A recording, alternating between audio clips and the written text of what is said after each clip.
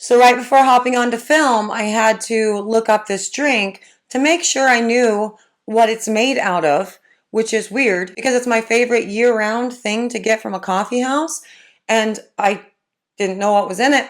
And I looked it up and learned what was in it.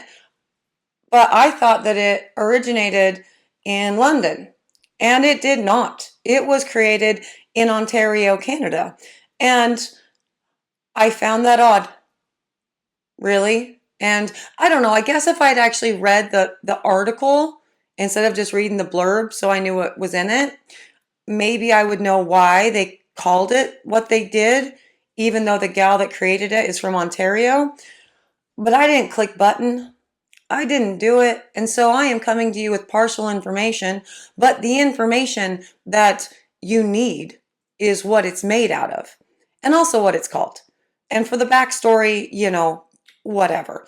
I will tell you more about what it is that we are making in just a minute. But before I do, hello, I am Mrs. Soap and Clay. Let's make stuff.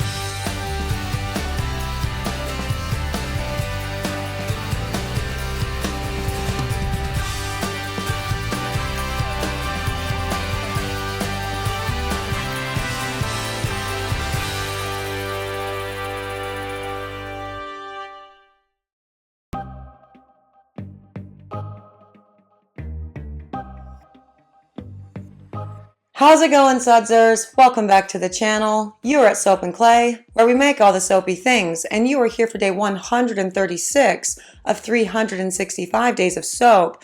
And today we are making, as I said, my favorite coffee house drink called a London Fog. So thus the confusion, me thinking it was created in London. But really it's probably just talking about the fog of London. But it could have been San Francisco fog too, because that fog is ridiculous. In the words of Eddie Izzard, that fog really shifts it.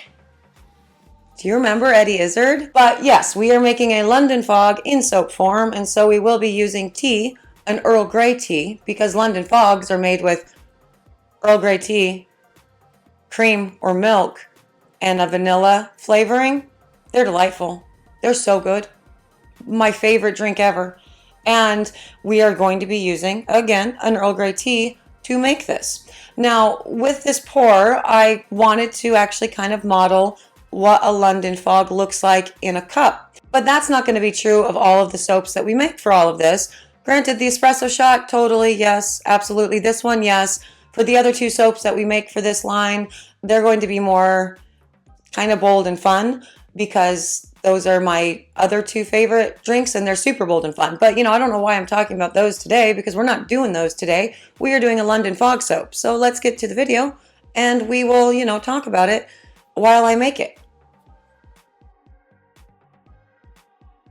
Wow. Holy blowout, Batman. That's awesome. I love the new camera. Still doing great with it. Yeah, it's awesome for sure. Couldn't edit that because I don't know how to edit things. But I do have, again, cool transitions. So that first little thing there where the, London Fog prep and how it went all shaky, that was intentional because I'm still going to have fun with all of these additional plugins that I had to buy just to make my face seen in this footage and, fun for me. I'll figure it out soon enough, guys. As soon as I figure out how to turn off the HDR on the camera, we'll be good. But I still maintain that this is whatever. It's a big old thing. We're making the London Fog today, guys. How exciting is that?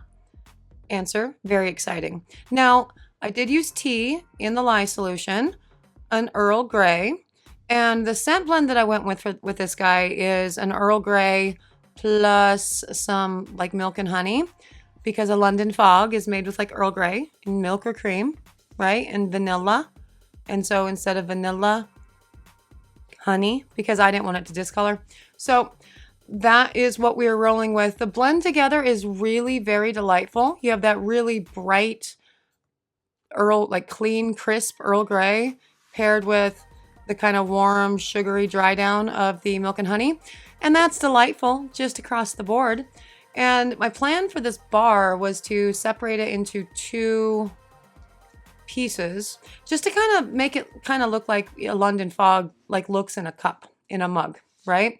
So you have the kind of creamy brown on the bottom and the, you know, white, foamy, frothy top thing. The color that I used for this, I want to say was Sexy Stranger on a Train. Yeah, that's what I used. Now, the milk and honey scent does discolor. The Earl Grey does not. And so I'm actually not worried about discoloration at all, considering the bulk of this is the Earl Grey, because the milk and honey is a very potent scent. And so I only used, it's like a 3-to-1 of the Earl Grey to the milk and honey. So I'm not really concerned about discoloration with either of them.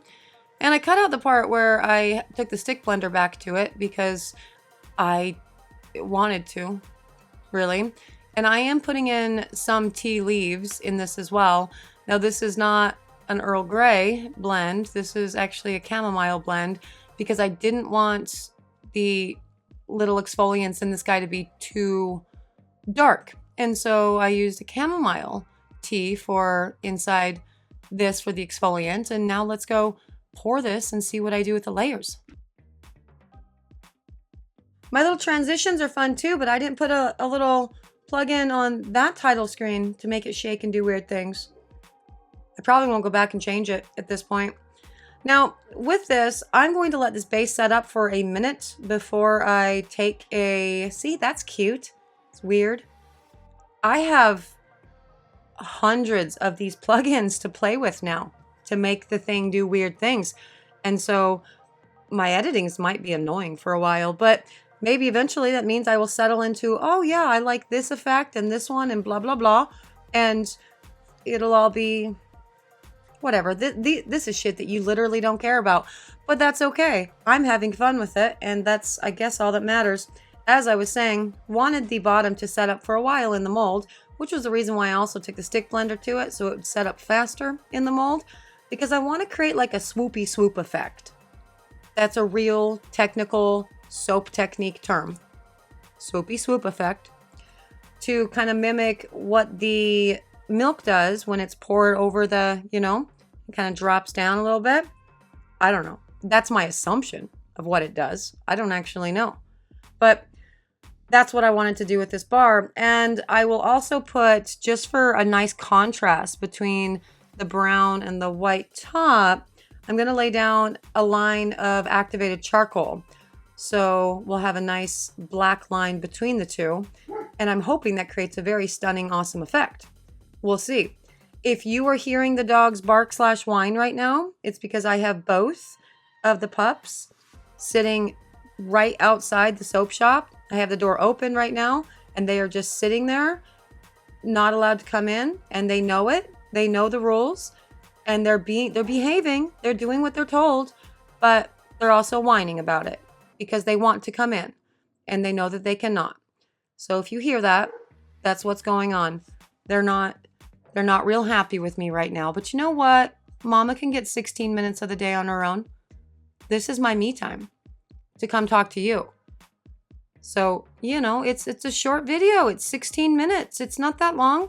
I don't ask for much in life, just this. But yeah, no, this is actually turning out really beautifully so far. The activated charcoal line, I'm hoping, is really thick. Like I want that to be a line that is very seen. It's very distinct. This is my hope. This is what we're going with. And I want to be careful pouring this in because I don't want to upset that activated charcoal line going on down there, right? And so it's thin enough to do. The batter has not accelerated at all, which is very nice. We still have a nice fluid batter. And just gently pouring on the top there with using the sidewall of the mold to actually stabilize my Pyrex so it won't, you know, get poured in too violently, really. That's kind of what I'm going with. And me, true to form, I immediately tried to sculpt the top of this. I don't know why I do these things. We've had conversations about why I should just walk away and go do something else. Go clean up my stuff. Although you see that Pyrex up there in the upper left, it's all clean. I wiped it out. So, you know, I mean, it's not clean, but it has no more soap, you know, mess in it. Still needs to be washed proper like, but no wet soap batter in there. So I actually did clean everything up, which is cool and unlike me. But I still couldn't resist taking a spoon to it and trying to sculpt the top when I knew it wasn't ready. It wasn't ready. There was no way. There's mica all over my shirt too. That's fun. That's from another pour. I'm doing really interesting bars for a wholesale account, which I actually do find interesting because we were talking about like the holiday line and everything, right? And I'm like, don't make it too Christmassy. And one of my wholesale clients sent through pictures of what she wants, and it's just like Santa's workshop threw up all over them. So I don't know if I'm going to show that like on the channel. But anyway, let's go cut this. Okay, and on to the cut of the London Fog. Now this was C-popped and gelled, and I love the tea leaves in there. Cool exfoliant, and that activated charcoal line looks pretty good so far. I'm very excited about that. Let's see what we have going on the inside of this. The scent, by the way, is amazing. Survives saponification like no one's business, and look how pretty that is. We've got some glycerin rivers in the top, probably because of the titanium dioxide, and I think that's beautiful. Adds some really interesting depth to the bar, for sure. So that's cool. Like, you don't even have to swirl it. You don't have to do two colors and create a little swirl. Glycerin rivers do that for you. But that is beautiful. Got a little bit of seepage going on here. It's not because of the scent or anything else. It's because I put this in the freezer and now it's warming up so I could get it out of the mold, because for whatever reason, I don't know if my mold liner had a hole in it or what, but this one was really stuck in my wood molds really good. And so I just put the whole thing in the freezer and then left it there for a couple hours, then took it out and just threw the mold on the ground, and everything popped out. It was beautiful. But that mica line looks really good. The activated charcoal line looks beautiful. It's such a nice contrast. It looks so good, and it's nice and it's neutral, and it's continuing on with like the simple designs, which again, I'm still really into. We have been doing some very over the top designs in 2021. And I'm super burnt out on them. Like, I want to just have some very easy, visually stunning, but not so pretty or weird that people don't want to, you know, buy them and use them instead of just buying them and like keeping them. Like the Animal Crossing soaps and the Star Wars soaps and stuff, right? A lot of people are buying them for collections, and that's fun too. But yeah, I want these to be really usable, because the tea soaps, man, they're amazing. The lather on them, great, right? You saw the lather tests for the tea soaps that we did with Plum Deluxe. Amazing lather, so cool.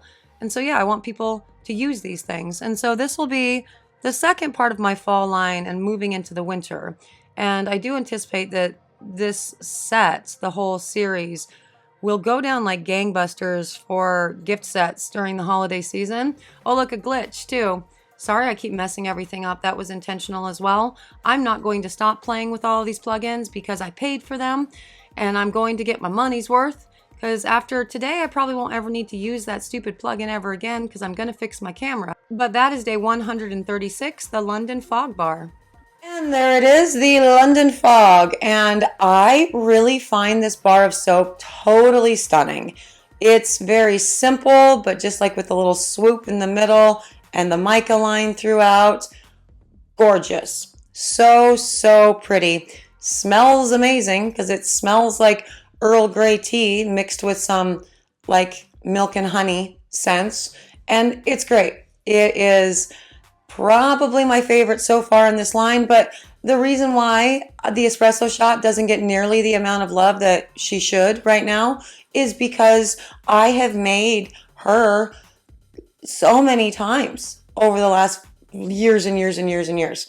And so, yeah, pretty too, but this one, first time making a London Fog, and I love it.